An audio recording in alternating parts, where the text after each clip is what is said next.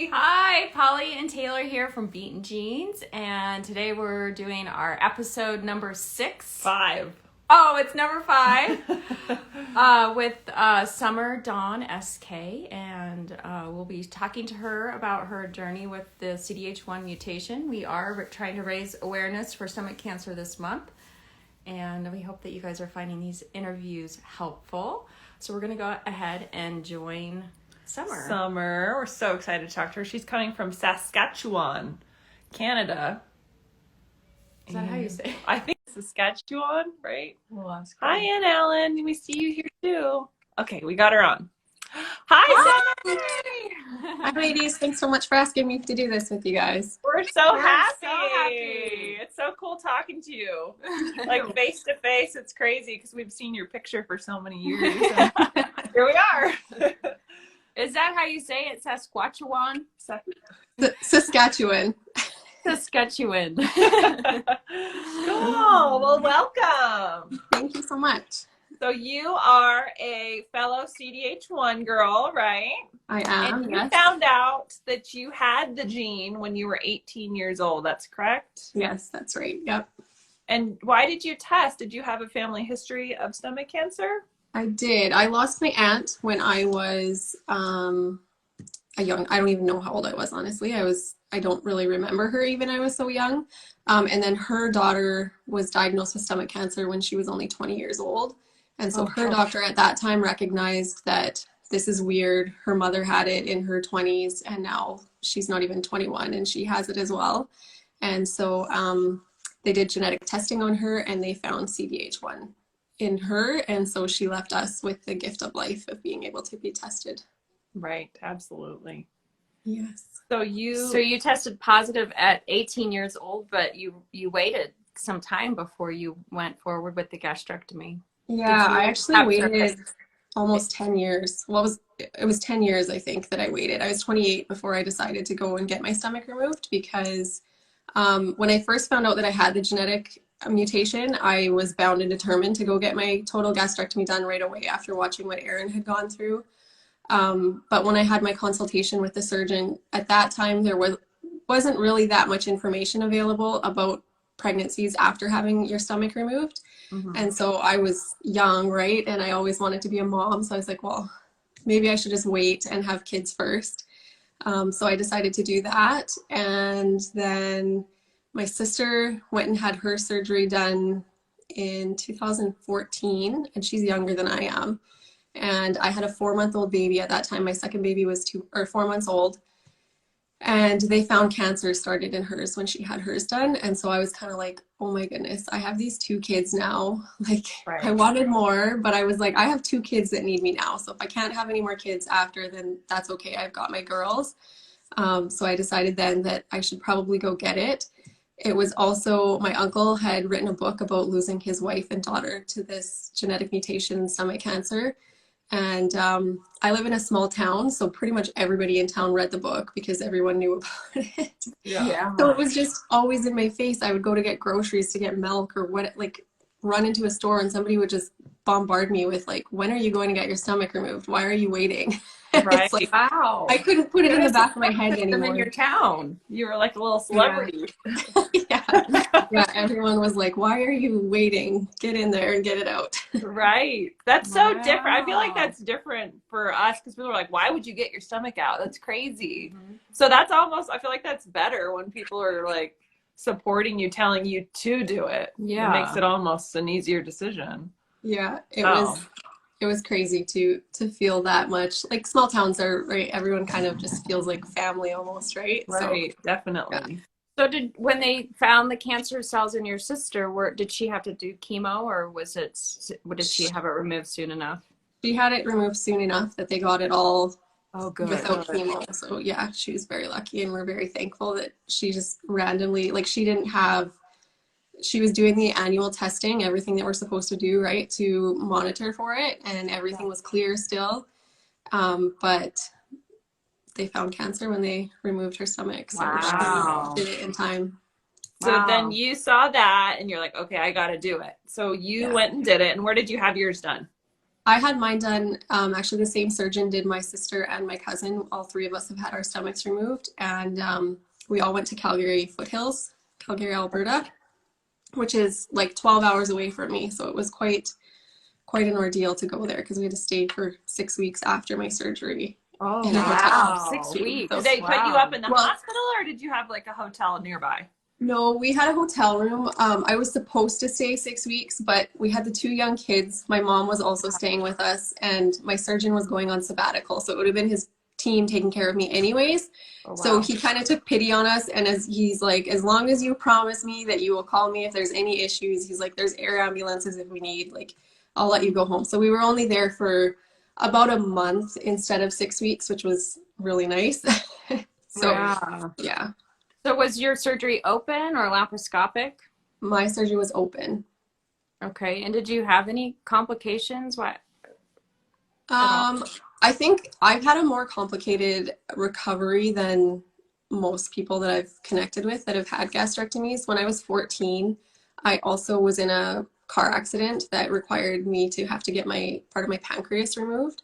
So that helps with digestion as well. So I feel like just the combination of my blood sugar issues from that surgery, plus the digestive issues from that, plus then my stomach added in there, my digestive system has given me quite a bit of grief since my surgery. So like I had no major complications from surgery. I had a bleed after surgery that they thought they might have to go in and open me back up to correct. But it randomly stopped bleeding on its own, thankfully, so I didn't have to do that, but that was pretty scary. And then other than that, it was just like learning what all my intolerances are since I had my surgery. And what are they? What are your intolerances? What aren't they is probably a better question. Actually, fiber is really not my friend, which is very opposite for most people, right? So my intake of fruits and vegetables, especially like raw ones, are very limited. I rely on nutritional supplements quite a bit to get just those vitamins and minerals that I really need. What else really bothers? Like anything that's really like beans, I can't tolerate too many beans at a time. Just they're so fibrous, my body just won't digest them properly. So I end up in a lot of pain. In the morning. Give us an example of like what you eat. Like, I don't know. Like in a day. Just like Yeah. breakfast, lunch, dinner. Or People like are mortified when they know what I eat. So most days I will wake up and I'll have 2 eggs and like a half a piece of toast, white toast. And then I'll have a snack in the morning, which is quite often like some melon. I can eat melons, kiwis in limited portions because of the seeds in them. I kind of have to eat like somebody who has Crohn's. Interesting. So I am being monitored for Crohn's because I have inflammation in my bowel.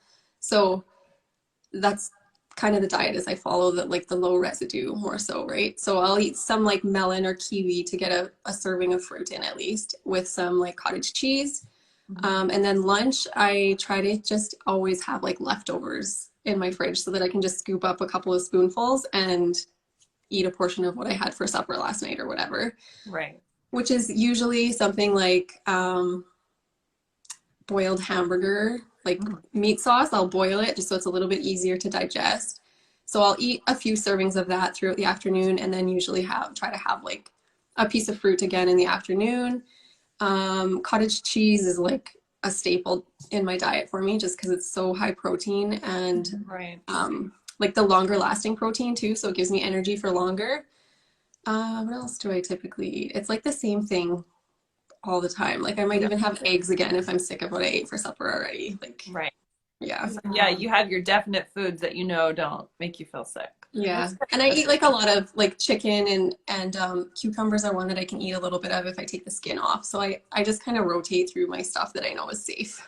You look so healthy. I know, like your glowing. skin glows. Your hair looks healthy You too. look really healthy. So you have to do like supplementation, you said? Do you have to do any infusions or anything like that? Yeah, when I got pregnant 18 months after my surgery, and so when I got pregnant with him, I started having to get iron infusions. So I had around when I was pregnant with him, and then it's kind of been like every 2 years I have to go for an iron infusion. But other than that, I'm able to keep up my levels for the most part.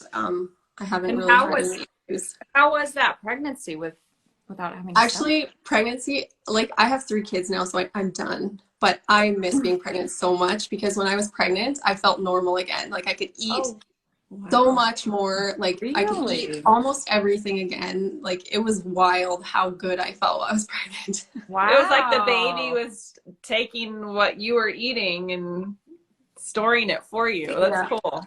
Yeah, it was Oh it my was really gosh. cool. So that's like Yeah. the big question. Can you get pregnant without a stomach? And you can. You did it. Were you Yeah. guys trying? Did you even think it was a possibility?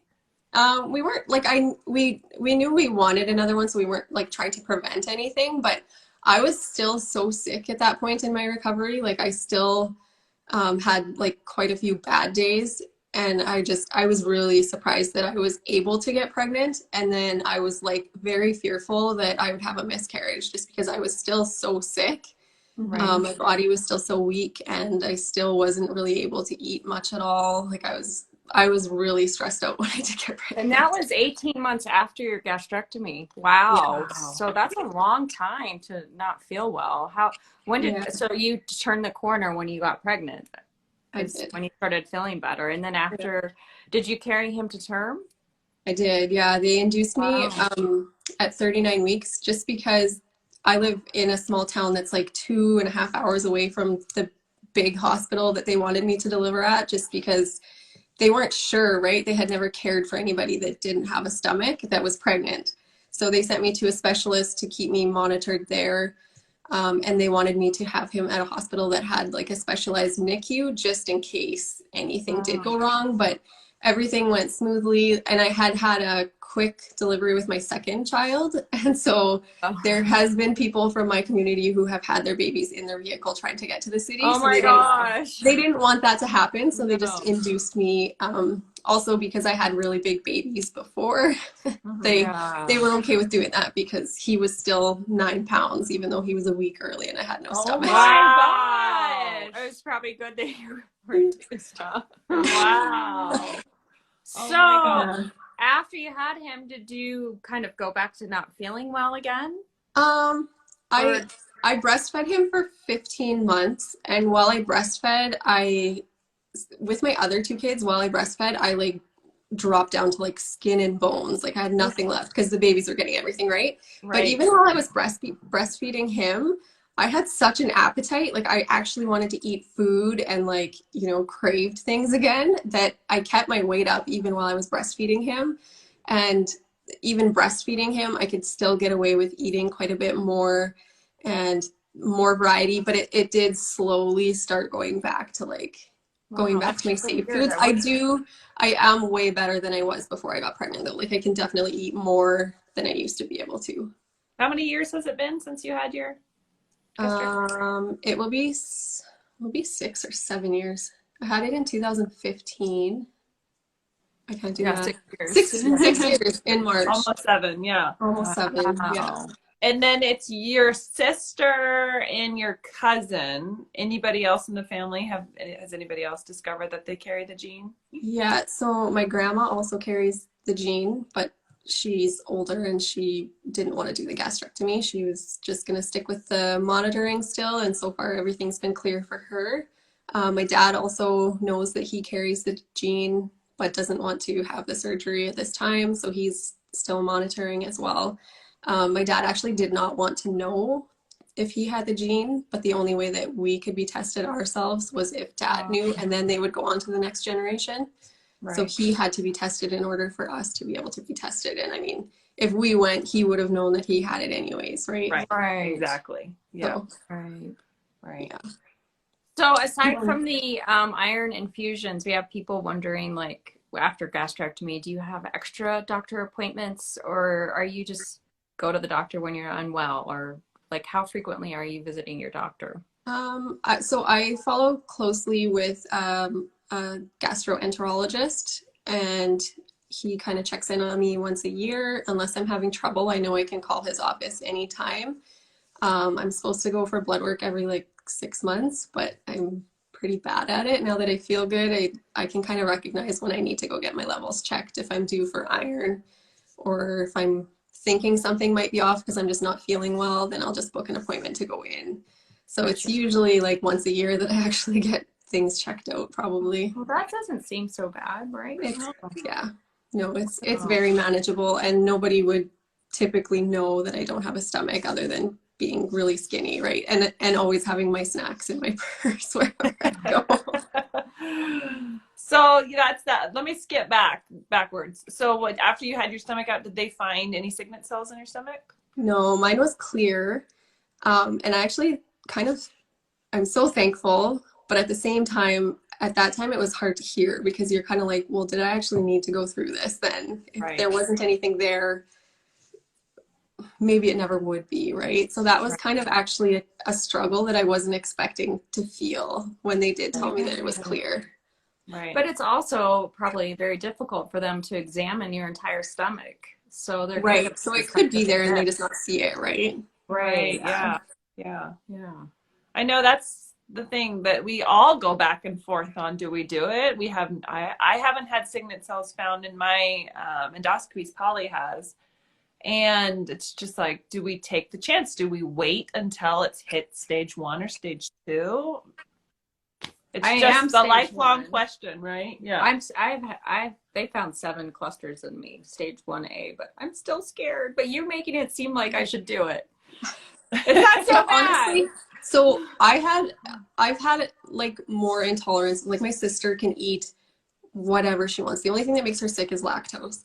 But I've had more of a difficult recovery, but I think that a lot of it is related to the surgery that I had before too, because I did have issues before, right? Like I couldn't eat the gassy stuff too much before. Like cabbage would like destroy me even before I had my stomach removed. So now, I don't know. I feel like even though I had such a tough recovery and I spent like a good 6 months in a very dark place, like wondering if I really needed to do this to myself, because it was hard. Like you feel really sick after you have it, but the weight of not having that fear anymore is so liberating and is so worth it. Even though it's like so hard in that little stage, you just have to like push through and have faith in your body to recover. There's a reason for everything, right? So you probably made that choice for a reason, and now you don't have to worry about it forever. It's incredible. What about your breasts? Are you thinking about doing mastectomy?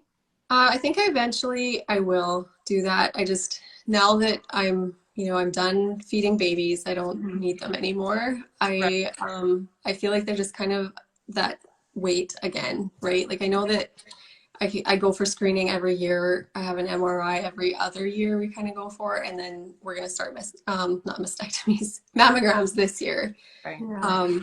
Just to monitor for it, but I will eventually go for that surgery too, just so I don't have the stress anymore. Right. And I've already like done all the research. I don't plan on doing reconstruction. Like I just, it's not worth the stress when you know that it's there and there's such a high chance. It gets to a point where it's too much weight to carry anymore.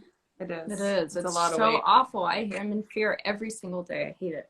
Oh, no, me too. Yeah. And that's what got to me. That's what, like I did really good for a long time, just like putting the fears in the back of my head. And then when Allie had hers and then the book came out, it was just like in my face all the time and I could never escape it. And I always had this like, it was a really morbid way to live. Like every kid's birthday party, every Christmas, I just felt like I had to make it like magical because when Erin was diagnosed, it was only 7 months until she passed away. So then I'm like, this could be my last birthday with this kid. Like if I don't make it really special, they might not get another one. I'm going to get emotional talking about it now.